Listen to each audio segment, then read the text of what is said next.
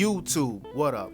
Welcome to another edition of Wrestling with Watts, and I'm Watts, the first edition, the first year edition of Wrestling with Watts of 2026. Happy New Year, everybody. I hope everybody had a great New Year. I hope everybody's still enjoying their New Year. I hope y'all ain't get too twisted. I hope y'all made sure y'all was safe. We can't be out here drinking and driving no more. I mean, we should have never been drinking and driving, but the truth is, a lot of people was just like, fuck it, I can still, without my faculties, still get in there and get on the Belt Parkway and whatnot, when in reality, you probably shouldn't be on the Belt Parkway while you're drunk. You shouldn't be, if you're a New Yorker, you know exactly what I'm talking about. You should not be on the Belt drunk, and you should not be on that Jackie Robinson Expressway drunk, especially the Jackie Robinson Expressway. There's a lot of casualties in there, but we'll talk about that another time, or not.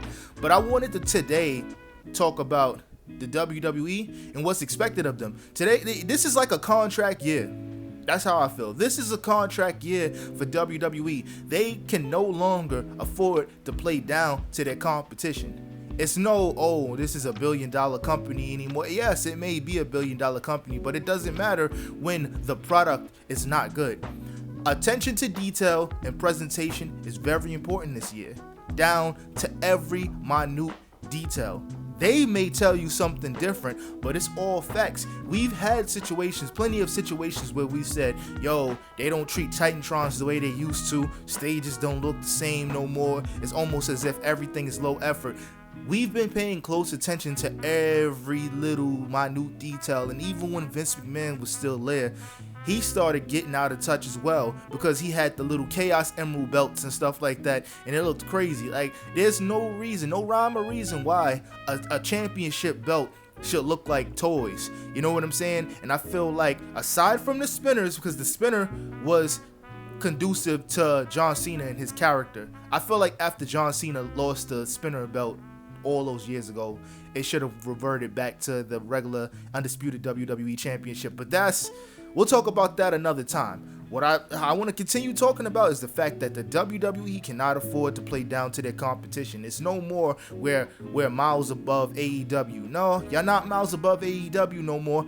I feel like if the E don't really shape the fuck up and do what they're supposed to do and give us quality content this year, yo, AEW might beat them. AEW, this is, right now, more than ever, this is the first time I can 100% say AEW is not as far as people think from WWE anymore.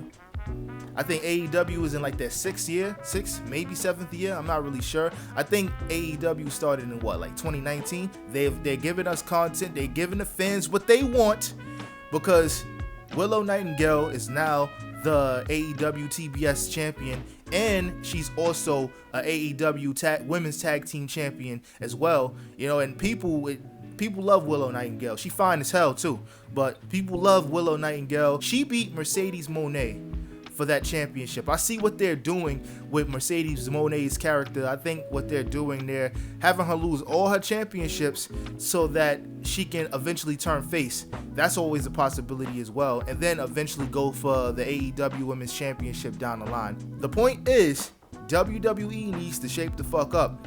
We don't want to see a bunch of old guys in the main event anymore. Y'all got to take a chance, take risk with your young guys. You got to take risk with the Braun Breakers, the Austin Theories, the Carmelo Hayes, the Obafemis, because we all know that Cody Rhodes said that the next contract that he signs is going to be the last contract before he retires. We don't know whether that's a 3-year contract. We don't know whether that's going to be a 5-year contract. Cena's gone.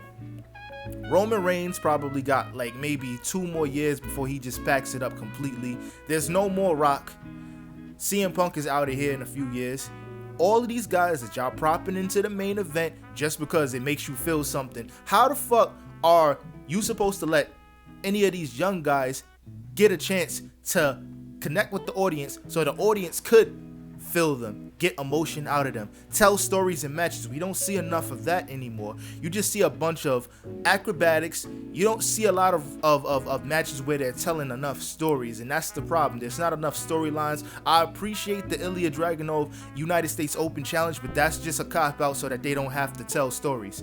Nah, we need storylines. We need people. We need these storylines to pop out. We need to be invested in these storylines. It can't just be, oh, they just put this shit together with duct tape. There's no more time for that. This is a contract year. This, to me, in basketball terminology, this is when your superstar gets the max contract, and for the last couple years they haven't really been performing to max contract standards, and now they're in the contract year, and they either gonna get a super max or they're gonna get sent to another team or something like that. So right now, WWE is in a contract year, and they gotta be damn near perfect this year, because y'all got all of these big deals with the Netflix of the world, and you still got USA, but you only have USA because you lost Fox. Fox wasn't having that shit. Fox was like, yeah, even during the Roman Reigns era. This was during the Roman Reigns era, when Roman Reigns was the Universal Champion for all of those years. The Bloodline was running SmackDown, and the WWE still couldn't measure up to the standards that Fox wanted. So at the end of the day, if you think that Netflix is not even more cutthroat than Fox because of what they're doing with every other streaming platform, you must be sadly mistaken. You must be sadly mistaken. So yeah, go ahead, E. Take some risk. And I'm not talking about putting the world title on Jey Uso risk. I'm not, at the end of the day, I can say wholeheartedly, they made a mistake. They made a mistake. I was high and mighty and I was excited. I was like, yo, fuck it. Let's just put the title on the Uso. Let's see what's going on. But he underperformed. He got burnt out. That whole yeet stuff hurt him tremendously, because we started seeing the yeeting more than the wrestling, the actual wrestling. Like, who's going to do the wrestling, for lack of a better term, Take a risk on Braun Breaker. Take a risk on Obafemi. Take a risk on Carmelo Hayes and Trick Williams, Javon Evans, Ilya Dragunov, and all of these guys. Take a risk on all these guys, because these are the guys that you're going to ultimately have to rely on in 2027, 28, 29, 30. Like I said, this is the contract year. You going to show us something, or you going to fold? You going to let them whoop your ass again? What would Vince McMahon do? It feels so weird saying that, but what would Vince McMahon do? You feel me? Let me know what you guys think in the comment section below. Is WWE gonna play down to their competition and not be humble and fuck up? Or are they gonna rise to the occasion and show, yo, we got the resources, we got some of the best wrestlers in the world, what are we gonna do? Y'all gonna let AEW whoop y'all ass again? Or and this time it's going to be official, like it's going to be an official ass whooping?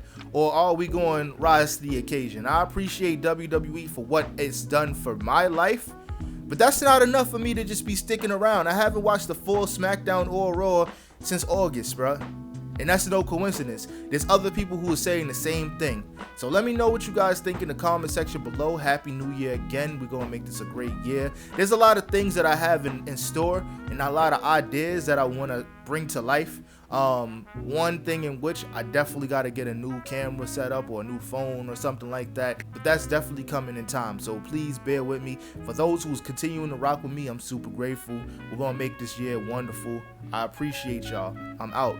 Peace.